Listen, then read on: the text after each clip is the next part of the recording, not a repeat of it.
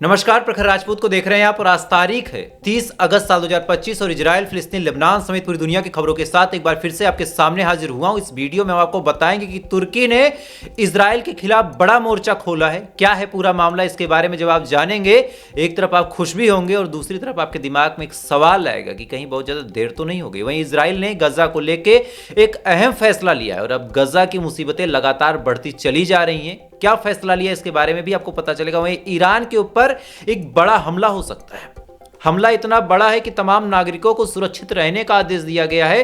क्या मामला, इसके बारे में भी आपको पता चलेगा। और साथ ही अब भारत में अगर कोई मुसलमान है तो उसके साथ इंसाफ होना लगभग नामुमकिन है। ऐसा क्यों कह रहा हूं, आज आपको एक घटना बताऊंगा। इस घटना को आप जरूर देखिएगा क्योंकि यह मामला आपके देश से जुड़ा हुआ है और यह मामला एक मुसलमान बच्ची से जुड़ा हुआ है। तो जरूर देखिएगा और तमाम बड़ी बड़ी खबरें उनको भी देखिएगा। लेकिन इससे पहले की खबरों को बताना शुरू करूं, चैनल पे नए हैं तो वीडियो को लाइक करके चैनल को सब्सक्राइब करके अपना प्यार दे दें और साथ ही इजराइल और फिलिस्तीन की इस जंग में किसके साथ खड़े हैं एक बार कमेंट करके उसके लिए दुआ जरूर कर दें। तब तक एक एक करके मैं आपको खबरें बताता हूं और सबसे पहली खबर आपको मैं गजा की बताऊंगा। गजा में लगातार मरने वालों की तादाद बढ़ती चली जा रही है। 63,000 ऑफिशियली आंकड़ा है। अब 4 से 6 दिन में जिस हिसाब से वहां पे मौतें हो रही, कहा जा रहा है, अल जजीरा की रिपोर्ट में भी ये लिखा है कि आंकड़ा बहुत जल्द 63,000 से बढ़ के 64,000 हो जाएगा। यानी इसी 4-6-10 दिन में 1,000 के करीब लोग मारे जाएंगे। और रिपोर्ट आई है कि वहां पे जो भुखमरी है, जो अकाल है, उससे लगभग 5,14,000 के करीब लोग ऐसे हैं जो पीड़ित हैं। यानी गजा में 5,14,000 लोग ऐसे हैं। अगर साफ शब्दों में आपसे कहूं कि इजराइल आज अपने हमले रोक दे, इजराइल कोई हमला ना करे, तो भी 5,14,000 लोग ऐसे हैं जो भुखमरी से मर जाएंगे। यानी भुखमरी का जो असर है, जो अकाल का असर है, इनके ऊपर दिख रहा है। कोई ऐसी बीमारी, कहीं पैर का चिपक जाना, कहीं हाथों का पतला हो जाना, कहीं सीने के चमड़े का पसलियों से चिपक जाना, ये तमाम चीजें 5,14,000 के करीब लोगों के अंदर देखी जा रही है। इसके बावजूद आज इजराइल ने जो कुछ किया, इसको जब आप जानेंगे तो जानने के बाद आज आप सिर्फ इजराइल के लिए गालियां ही देंगे। दरअसल एक सीज फायर हुआ था, टेम्परोरी। क्या था, आपको याद होगा कि इजराइल ने कहा था कि हम 10 घंटे तक कोई हमला नहीं करेंगे।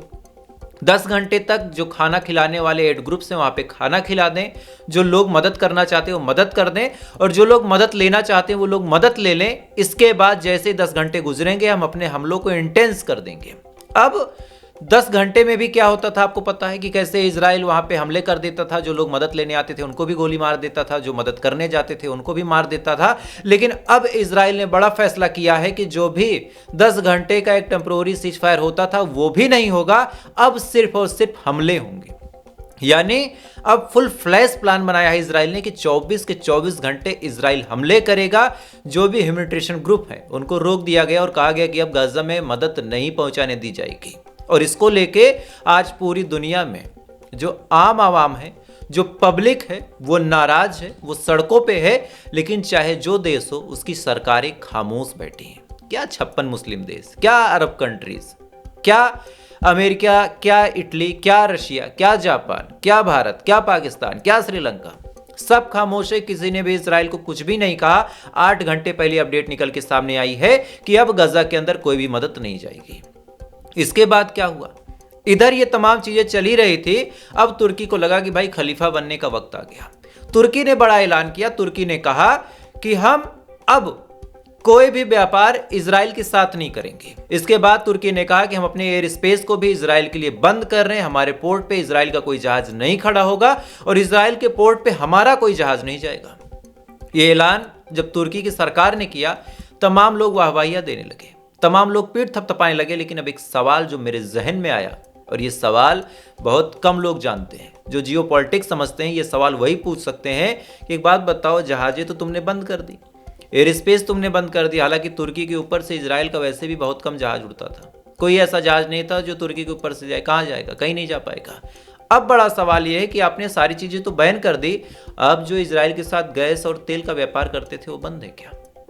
जो गैस ली जाती थी, जो तेल दिया जाता था, जिससे इजराइल की इकोनॉमी में एक बूस्ट आता था, वो आपने बंद कर दिया क्या? और अगर वो बंद नहीं किया तो आम मुस्लिम आवाम को मूर्ख क्यों बनाना? खैर, ये तो अरब कंट्रीज में अक्सर होता है, मिडिल ईस्ट में अक्सर होता है कि करना कुछ नहीं है, दिखावटी सबसे ज्यादा है और इसी दिखावटी के नाम पे मूर्ख बनाना है।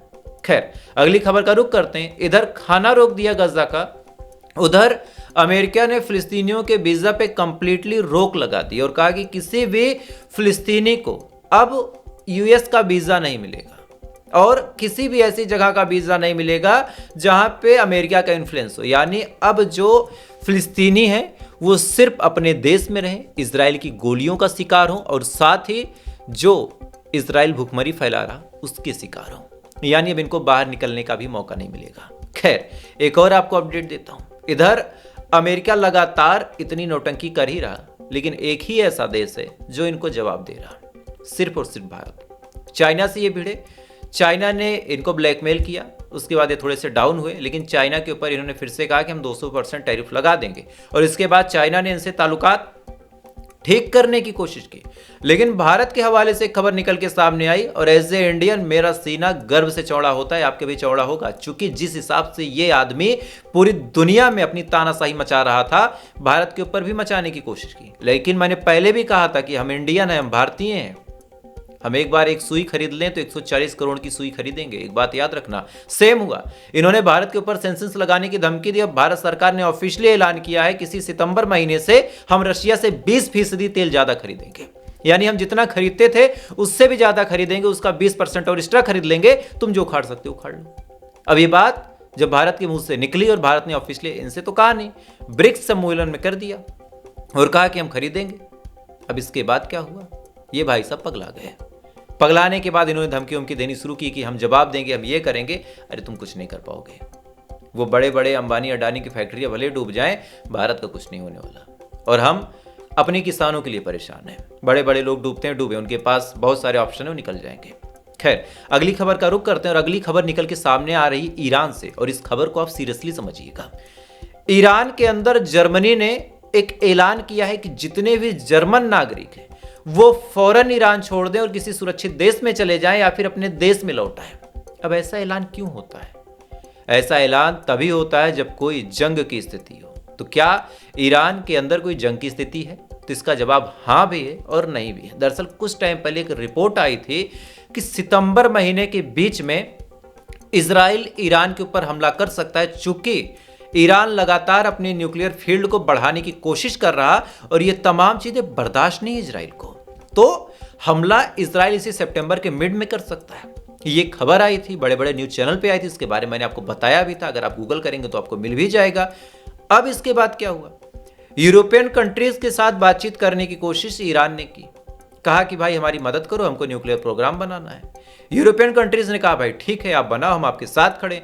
लेकिन अब इस मामले में बड़ा बवाल ये हुआ कि यूरोपियन कंट्रीज के ऊपर कंट्रोल हो गया है अमेरिका का, और अमेरिका के कंट्रोल की वजह से यूरोपियन कंट्रीज ने धमकी दे दी और कहा कि अगर हमारे हिसाब से काम नहीं करोगे ईरान, तो हम तुम्हारे ऊपर सैंक्शंस लगा देंगे। अच्छा, ये बात जैसे यूरोपियन कंट्रीज ने बोली, फ्रांस ने बोला, जर्मनी ने बोला और अलग अलग और यूके ने बोला, इन सब ने बोला, तो फिर ईरान तो अपनी आदतों से बाज नहीं आता।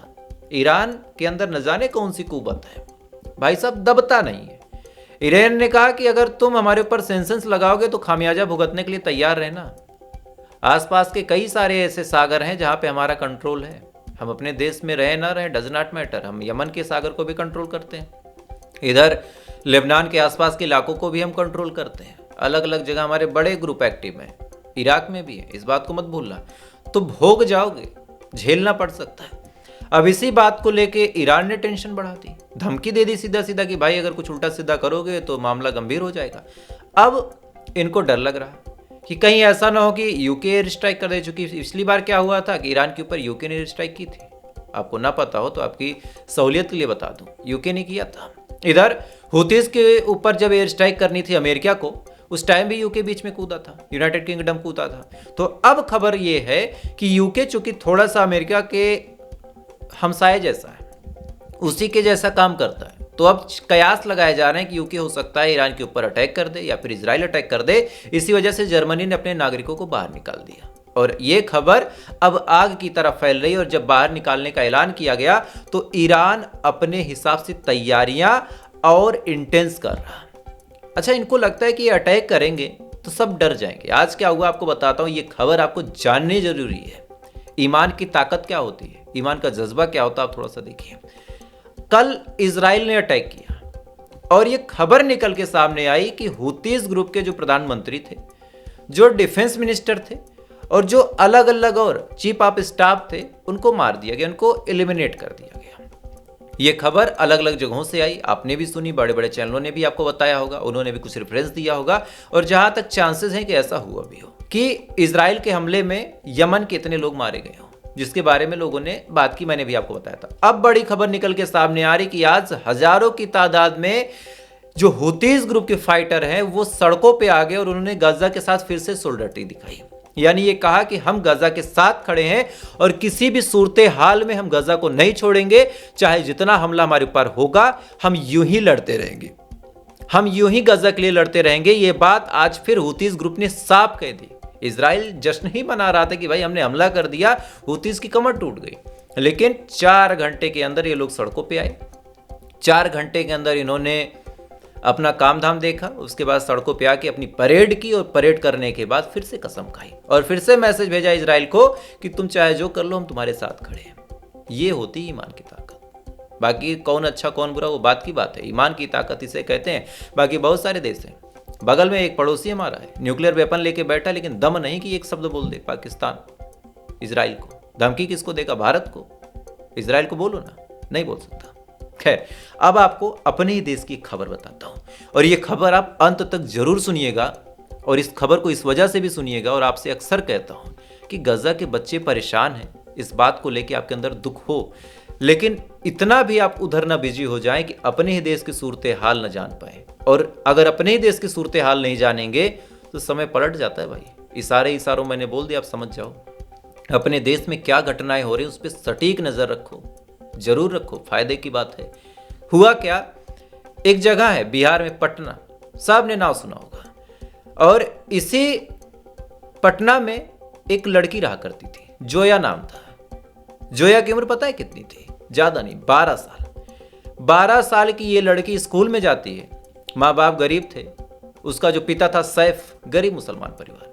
अचानक से पिता के पास फोन आता है, फोन करने वाला शख्स बताता है कि आपकी बेटी हॉस्पिटल में, जल्दी आ जाओ। इसके बाद क्या, सैफ बेचारा भाग के हॉस्पिटल जाता है। जब हॉस्पिटल पहुंचता है तो देखता है कि उसकी बच्ची जला दी गई है।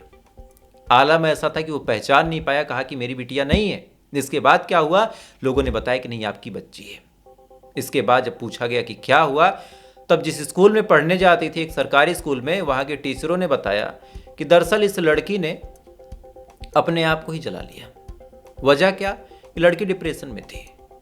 कक्षा 5 में पढ़ने वाली 12 साल की लड़की डिप्रेशन में होगी, ये स्कूल वालों का तथ्य था। इसके बाद जब वहां पे मीडिया कर्मी पहुंचते हैं, हमारे जैसे लोग पहुंचते हैं वहां पे, जब कायदे से लोगों से पूछताछ करते हैं, वहां के स्कूल के बच्चों से पूछताछ करते हैं, तब जो कहानी निकल के सामने आई वो मैं आपके सामने रखता हूं। दरअसल उस बच्ची का ऐसा कोई इरादा नहीं था, उसने अपने आप को कुछ भी नहीं किया, बल्कि उसको किसी ने जला दिया था। क्यों? स्कूल का एक घटिया टीचर था। वो टीचर एक मैम के साथ कुछ आपत्तिजनक हालत में था। स्कूल जैसी पवित्र जगह पे उस टीचर ने अपनी फीमेल टीचर के साथ कुछ ऐसी वैसी हरकतें की और गलती से इस लड़की ने देख लिया था। 12 साल की कक्षा 5 में पढ़ने वाली जोया जब इस चीज को देखती है, देखने के बाद वहां से जाने लगती है। टीचरों को लगता है कि शायद मेरा भांडा फूट जाएगा। उसके बाद बहला फुसला के उसको वॉशरूम में बुलाया गया। बुलाने के बाद उसको जला दिया गया।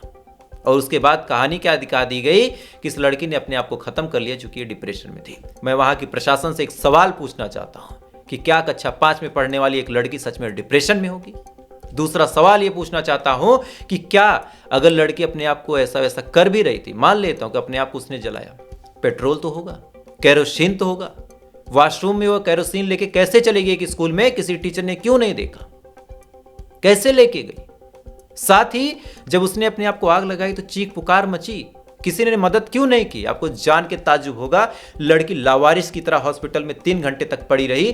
10:25 की यह घटना है। माँ बाप को 12:30 बजे फोन किया जाता है, तब तक उसी स्कूल में, उसी हॉस्पिटल में यूं पड़ी रही, ना दवा हुई ना इलाज हुआ। गरीब मुसलमान घर की बच्ची थी ना, गरीब मुसलमान के घर की बच्ची थी। यही थोड़ा सा और चुनाव नजदीक आने दो, तमाम राजनीतिक पार्टियां आपसे कहेंगी, तमाम राजनीतिक पार्टियां कहेंगी कि मुसलमानों की बेटी तो हमारी बेटी है, हम हिंदू बाद में, मुसलमान पहले हैं। तमाम पार्टियों से कहता हूं, इसमें आप कांग्रेस, बीजेपी, सपा, बसपा मत सोचिए। सारी पार्टियां आपको उम्मीद देंगी सारी पार्टियां कहेंगी कि हम आपके साथ खड़े हैं, लेकिन इसके बाद क्या होता है? एक गरीब मुसलमान की बेटी जला दी गई। शुरू में कहा गया कि उस लड़की ने अपने आप को खत्म कर लिया। उस लड़की के ऊपर प्रेशर था। जब जांच पड़ताल हुई और मेरी टीम ने भी कुछ रिसर्च की तो पता चला कि वहां पे 6 महीने पहले भी एक बच्ची के साथ ऐसे ही हुआ था। शायद उस बच्ची के साथ तो कुछ गलत काम भी किया गया हो, और वहां भी इसको यही रूप दे दिया गया कि लड़की ने अपने आप को खत्म कर लिया। आप सोचिए, कक्षा 5 में पढ़ने वाली लड़की डिप्रेशन में होगी, अपने घर से वो कैरोसिन लेके आएगी, आने के बाद स्कूल में 1 घंटा क्लास भी करेगी, क्लास करने के बाद फिर वॉशरूम में जाएगी। अच्छा, सबसे ताज्जुब की बात कि जिस वॉशरूम की ये घटना है वो पूरी साल बंद रहा, बस उसी दिन वो वॉशरूम खुल गया। उस स्कूल में कैमरे लगे हैं, पूरे साल वो कैमरे चलते रहे, लेकिन उसी दिन वो कैमरे बंद हो गए। पूरे साल वो कैमरे चलते रहे। अच्छा, अब सुनिए, जितने टीचर थे फरार हैं, जितने टीचरों का नाम शामिल हो सब फरार है, उनकी तलाश हो रही है। अगर वो गलत नहीं थे तो फरार क्यों है? इस मामले में आज लोग सड़कों पे इंसाफ की गुहार लगा रहे हैं। हमारा आपका फर्ज बनता है कि उनका साथ दे। इस वीडियो को आप शेयर कीजिएगा अपने दोस्तों के साथ, अपने सगे संबंधियों के साथ, ताकि पता चल सके कि हाँ, गाजा में तो मजलूम मारे जा रहे हैं। बिहार के पटना में भी एक मजलूम बच्ची मार दी गई, और आज हम आप उसकी आवाज नहीं उठाएंगे तो कौन उठाएगा? ये बड़े बड़े चैनल, ये गोदी मीडिया कोई नहीं छुएगा। मेरे जैसे जो छुटपुटिये पत्रकार, में तो अपने आप को बड़ा छोटा मानता हूं भाई। मेरे जैसे लोग हैं, आवाज उठाएंगे। आपका फर्ज बनता है कि इस आवाज को आप बड़ा कीजिए। मुझे सब्सक्राइब मत कीजिए, मुझे फॉलो मत कीजिए, लेकिन इस वीडियो को 4 लोगों तक भेज दीजिए। पता तो चले ना कि हो क्या रहा है इस देश में। और आप अपने लिए आवाज नहीं उठाएंगे तो किसके लिए उठाएंगे? ये सवाल मेरा आपसे रहेगा। खैर, तो अभी के लिए बस इतना ही। बाकी थोड़ी देर बाद फिर मुलाकात होगी इजराइल, फिलिस्तीन, लेबनान समेत पूरी दुनिया की खबरों के साथ। तब तक आप अच्छे रहिए, खुश रहिए, अपना ख्याल रखिए, अपने देश का ख्याल रखिए। ऊपर वाला आपकी हिफाजत